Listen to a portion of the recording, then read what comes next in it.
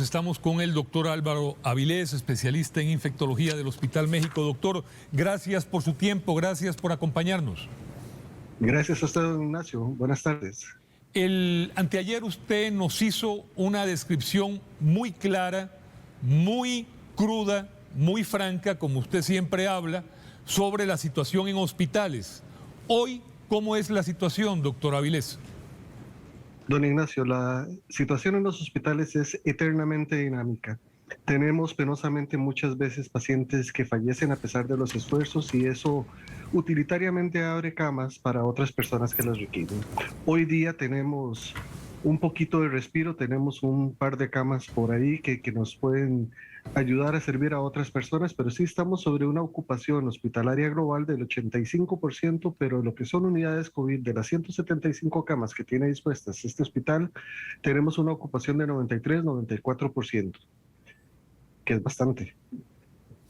Ayer el señor presidente ejecutivo de la Caja decía que lo peor de esta pandemia podría estar por verse, doctor Avilés. ¿Cuál es su opinión? Don Ignacio, yo creo que por prudencia nosotros en salud siempre hemos tenido que trabajar bajo esa premisa. La biología, impredecible como es, nos hace pensar que en cualquier momento podemos tener eventos como el que tuvo ayer México, desgraciadamente, en medio de una crisis terrible. Tienen inundaciones en un hospital donde mueren pacientes por no tener flujo eléctrico, tuvieron un terremoto. De modo que en salud nosotros siempre tratamos de, sin ser pesimistas, estar preparados para lo que mejor se pueda. Sí, si nos concentramos únicamente en lo que es el comportamiento de esta ola, yo coincido plenamente con las palabras del señor Macaya en el sentido de que estamos empezando a ver apenas la punta de lo que amenaza. La cantidad de casos nuevos, la cantidad de gente internada, la velocidad con la que se está internando, más la escasez de los recursos de las que ya hemos hablado en días anteriores y sobre todo el agotamiento físico y emocional de los trabajadores, pues presenta un escenario un poco duro. ¿Cuáles son las causas, doctor Avilés, a las que atribuye usted este aumento en esta explosiva tercera ola? Hay varias cosas importantes, don Ignacio. Quizás la principal es que las variantes que circulan en este momento en el ambiente tienen una conocida predisposición para transmitirse más aceleradamente, hasta 3 o 4 veces más acelerado que lo que estábamos viendo antes. Le hemos dado mucha importancia a la variable Delta, pero ya tenemos en días recientes información de que la variable New circula en Costa Rica y es lamentablemente la que causó los destrozos que causó en Colombia y también se transmite con mucha facilidad. A esto tenemos que sumar que la gente, siento yo, que ya perdió el miedo, ya perdió el respeto y argumentando cansancio, pereza, lo que usted quiera decir, han empezado a quebrar las restricciones más a conveniencia y a gusto que por necesidad. En todo momento se ha hablado de que el país necesita reactivar la economía y que hay sectores gravísimamente golpeados, que hay pobladores que están sufriendo situaciones muy duras, pero eso no es suficiente. La gente ya, su nivel de conciencia, de preocupación, de responsabilidad social desapareció. Las fiestas clandestinas, las aglomeraciones, la pérdida del respeto a los demás, el acercamiento, la falta de mascarilla, la descortesía respiratoria, todo eso se conjuga en ver lo que estamos viendo. Y penosamente nosotros estamos siempre claros de que vamos a empezar a ver los resultados 2 semanas después aproximadamente. De modo que hoy, 8 de septiembre, lo que estamos viendo es lo que pasó del 27 de agosto para acá. Lo que está pasando en esta semana lo veremos dentro de 2 semanas. Y ahí es donde el señor Macaya, yo creo que muy sabio y prudentemente le advierte a la población de que todavía podemos hacer las cosas mejor y reducir ese impacto. Pero si seguimos así, don Ignacio, no va a haber camas ni camarotes, no va a haber ventiladores, no va a haber personal y el precio por pagar va a ser dolorosamente muy alto. Ahora, cuando vemos el aumento en los casos, la semana pasada tuvimos un día que fue el tercero con más casos de contagios desde el 6 de marzo del año pasado. Cuando vemos lo que dice el señor Macaya, con base en lo que le indican especialistas en el tema de la probabilidad de 3.500 casos a final de este mes, la pregunta, doctor, aumentan los casos, aumentan los internamientos y están disminuyendo las medidas sanitarias. ¿Cómo lograr un balance? Es una pregunta de las más difíciles porque los que estamos dentro del campo de batalla a veces no terminamos de entender por qué esa disociación, esa discordancia entre lo que se dice y lo que se hace. Yo entiendo y muy respetuosamente lo digo, entiendo las posiciones del gobierno de tratar de reactivar la economía. Y muy probablemente alguien en una forma quizás idílica y romántica esté apostándole al hecho de que ya a estas alturas la población debería haber adquirido un grado de madurez y de responsabilidad. Pero tristemente en lo personal yo creo que no es así. Creo que las personas han cedido a una serie de valores mal priorizados y a otro tipo de situaciones que les han seducido para poner sus vidas en posiciones de menos importancia. Cierto que el país está maltrecho en economía, cierto que tenemos que salir adelante, pero también es cierto que hemos sido colaboradores y nos hemos dado la mano siempre. Esta conducta de querer recuperar la vida normal como si fuera normal es sinceramente incomprensible desde el punto de vista de la salud. No estoy en contra para nada de la selección, siempre le deseamos lo mejor, pero a mí me parece personalmente un error abrir tantas exposiciones por más que hayan supuestas burbujas, porque seamos sinceros, don Ignacio, la verdad burbuja se volvió una palabra a conveniencia que se ha pervertido mucho en su intención. Alguien llega y dice que su burbuja en el trabajo es su compañero de lado, otros dicen que es el vecino del carro, el otro dice, y al final de cuentas le dan la conveniencia que cada quien quiere.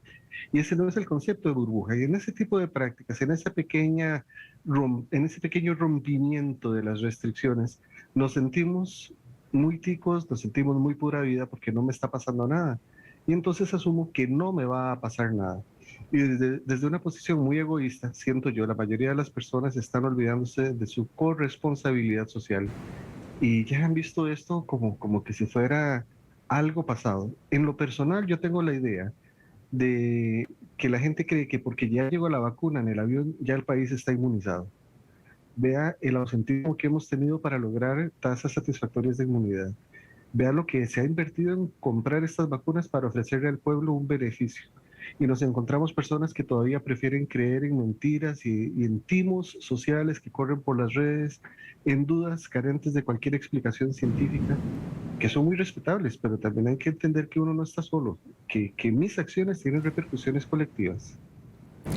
Doctor Avilés, por lo que le escucho, usted estima que no fue prudente en este momento permitir que entraran 3.000 personas al estadio.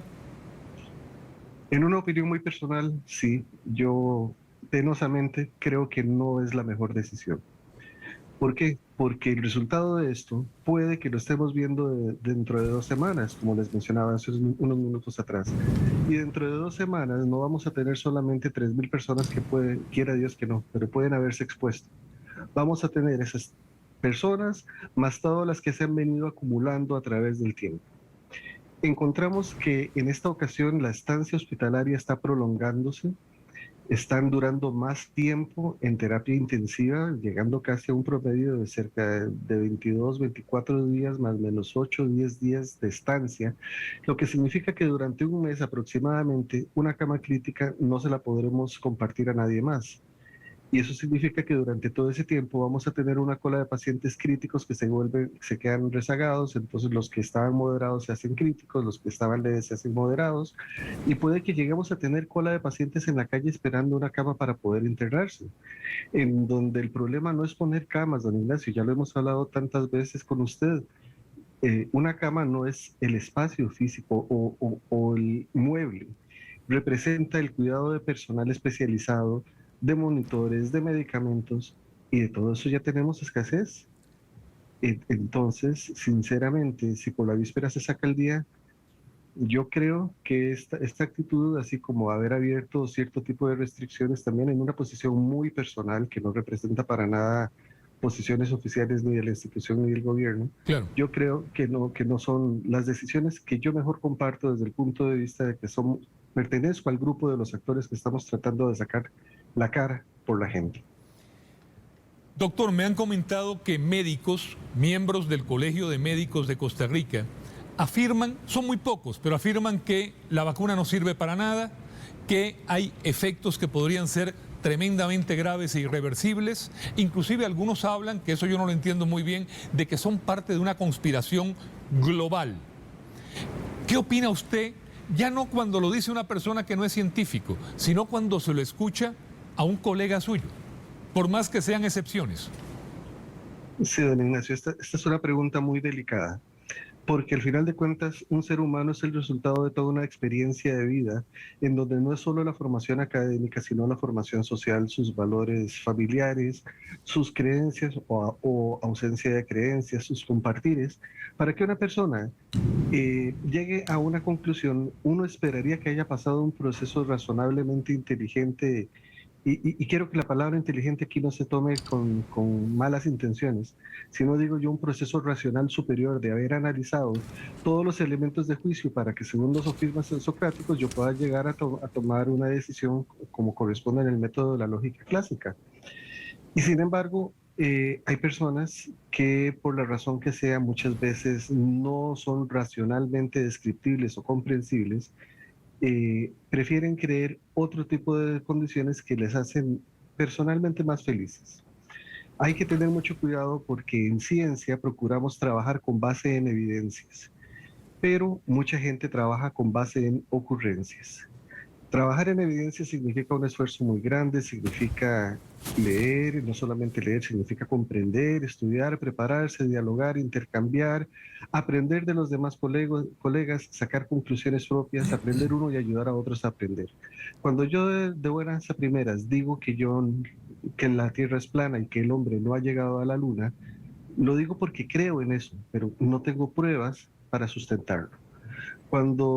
Y no solamente profesionales en medicina, hay profesionales en todas las áreas de la salud que se comportan así, no solamente en este país. Cuando una persona llega a esa conclusión, tienen que tener mucho cuidado, pero más cuidado tienen que tener los interlocutores, porque mi opinión no es absoluta bajo ninguna circunstancia, por más que yo quiera hacerla creer tal. Y los interlocutores tienen un grado de responsabilidad que cuando no se ejecuta los convierte en cómplices. Que estas personas den esas opiniones duele porque uno sabe lo que se representa en la inversión de una persona para formarse en un oficio, pero también yo creo que nos deja entrever que así como en el deporte hay buenos y malos jugadores, en todos los demás oficios hay profesionales de muy buen nivel, envidiables, hay personas que tal vez están en el polo contrario y un gran grueso de los dos polos, en donde yo esperaría que en el campo mío por lo menos la mayoría tuviera tendencia a funcionar científicamente, con base en evidencias objetivas demostradas y probadas. En este duro trance, en esta prueba tan complicada para ustedes, los médicos, algunos piensan, o muchos piensan, que se tiene la enfermedad, si se pasó la enfermedad o si se tiene la vacuna, no va a haber mayor problema. Se está aprendiendo, he leído mucho sobre en personas que han tenido el COVID, que dichosamente no han muerto, pero que cada vez son más los datos sobre daños muy serios que quedan en el organismo, doctor Avilés. Sí, señor. Está usted hablando del síndrome post-COVID, que no es propio del coronavirus, no es propio del SARS-CoV-2. Cualquier condición que ponga en peligro crítico de vida a un ser humano hace que su cuerpo entre en estrés y genere una serie de complicaciones que van en todos los órganos del sistema. Pueden haber daños neurológicos, neurocognitivos, conductuales, psicológicos, pero también hay daños cardiovasculares, pulmonares, renales, osteoarticulares. Eso sucede en todos los pacientes críticos. La mala circunstancia, la mala casualidad ahora es que están ocurriendo en muchas personas al mismo tiempo muchos síntomas. Y esto es determinante porque de las cosas más significativas que se ve en la persona, según lo que uno lee, perdón, en la persona que ha sobrevivido COVID, según uno lo que lee en las publicaciones, es que la persona tiene miedo de volverse dependiente, de pasar de ser una persona proactiva, trabajadora, colaboradora, a ser una persona que sea una carga social. Tienen temor a ver perdidas sus independencias, bien que mal su poderío económico y su capacidad adquisitiva. Todo eso pues influye de una manera sustancial. Como estamos aprendiendo cotidianamente de una enfermedad nueva, de daños demostrables por microscopía a nivel de músculos, a nivel de tendones, a nivel de la inserción de los músculos, sabemos que hay daño en los riñones, sabemos que hay daños cardíacos y pulmonares muy claramente demostrados, pero los más difíciles son los neurocognitivos, tanto como depresión, y hay una tendencia muy clara a minimizar cierto tipo de síntomas, sobre todo cuando no son fáciles de comprender. No, es que está apachurrado, se siente mal por lo que le pasó. No es cierto, hay detrás toda una respuesta bioquímica claramente establecida que incluso va de la mano con un proceso de envejecimiento inflamatorio del sistema nervioso central, que en inglés forma una palabra compuesta muy interesante, mezcla las dos palabras y se llama inflammaging.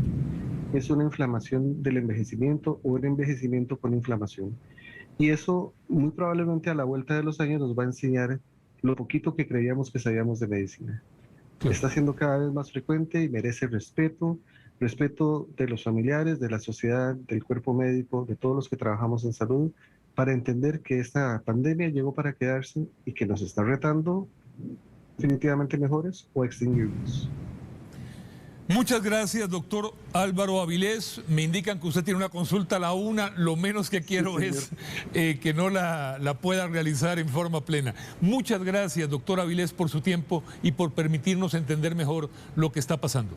Gracias, don Ignacio, a usted por la oportunidad, como siempre, por la confianza y pues por el esfuerzo que siempre hacen. Viera que en lo personal se lo agradezco tanto. Yo le agradezco a usted y a todos sus colegas médicos, administrativos, enfermeras, el inmenso ejemplo de solidaridad que están dando desde el 6 de marzo del año pasado. Y yo creo que todo el país también, doctor Avilés. Estoy convencido. Dios primero, que es para todos que estamos en esta lucha. Un fuerte abrazo, doctor. Gracias, igualmente, don Ignacio. Buenas tardes. Bueno.